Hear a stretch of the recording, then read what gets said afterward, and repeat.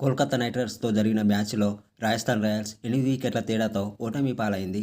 ఈ మ్యాచ్‌లో ముందుగా బ్యాటింగ్ చేసిన రాజస్థాన్ రాయల్స్ నిర్ణీత 20 ఓవర్లలో 9 వికెట్ల నష్టానికి 151 పరుగులు చేసింది. అనంతరం బ్యాటింగ్ చేసిన కేకేఆర్ జట్టు 17.3 ఓవర్లలో 2 వికెట్లకు 153 పరుగులు చేసి విజయాన్ని అందుకుంది.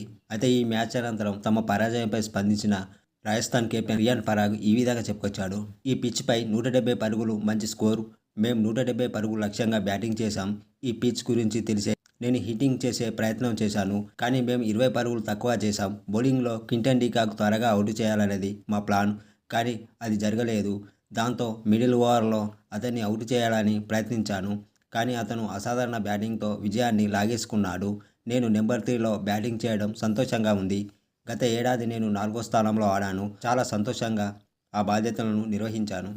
ఈ ఏడాది మా టీమ్ మేనేజ్మెంట్ 3వ స్థానంలో ఆడాలని చెప్పింది. కాబట్టి జట్టు కోరుకున్న స్థానంలో బ్యాటింగ్ చేసేందుకు నేను ప్రొఫెషనల్గా సిద్ధంగా ఉండాలి. ఈ విషయంలో నాకు ఎలాంటి ఇబ్బంది లేదు. గత ఏడాదితో పోలిస్తే ఈసారి మా జట్టు యువకులతో ఉంది. సమిష్టిగా రాణించాల్సిన అవసరం ఉంది. మేం మెరుగైన ప్రదర్శన చేస్తున్నాం. సమిష్టిగా రాణించడంలో విఫలమవుతున్నాం. మేం కలిసికట్టుగా రాణిస్తే ఫలితాలు మాకు అనుకూలంగా వస్తాయి. మేం తప్పిదాల నుంచి పాఠాలు నేర్చుకుంటాం. మళ్ళీ రిపీట్ కాకుండా చూసుకుంటాం. ఫ్రెష్ మైండ్ సెట్తో చెన్నైలో అడుగుపెడతాం అని రియాన్ పరాగ్ మ్యాచ్ అనంతరం చెప్పుకొచ్చాడు.